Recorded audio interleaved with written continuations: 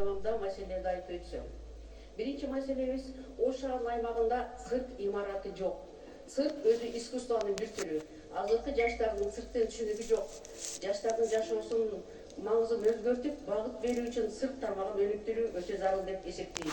Кошуна мамлекеттердин ар бир кичи шаарларында цирк имараттары бар. Ош шаары мамлекетибиздин экинчи борбору болгондуктан, Ош шаарында жаңы цирк имаратын куруу азыркы мезгилдин талабы. Ош шаарына жаңы цирк имаратын курдуруп берүүңүздү суранабыз. Экинчи маселебиз Кыргызстанда коммерциялык банктар тарабынан берилип жаткан кредиттердин процентин төмөндөтүп берсеңиздер. Анткени жаш үй бүлөлөр ишкердик баштоодо кредит алышып, аны төлөө убагында аябай кыйналууда. Ушул маселени да чечип берсеңиз. Үчүнчү маселе Ош шаарына жаңы аэропорт куруп берсеңиздер. Сиздерден өтө сураныч.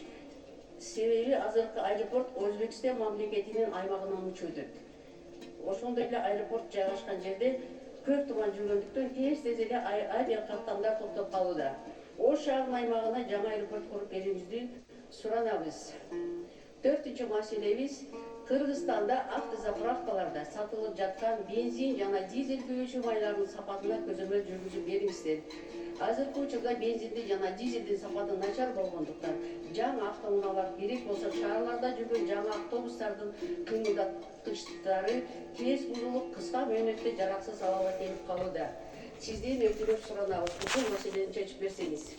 Урматтуу Садыр Нуркожоевич, урматтуу элдик курултайдын делегаттары, ушуну менен мен баяндамамды аяктаймын. Көңүл бурганыңыздар үчүн чоң рахмат.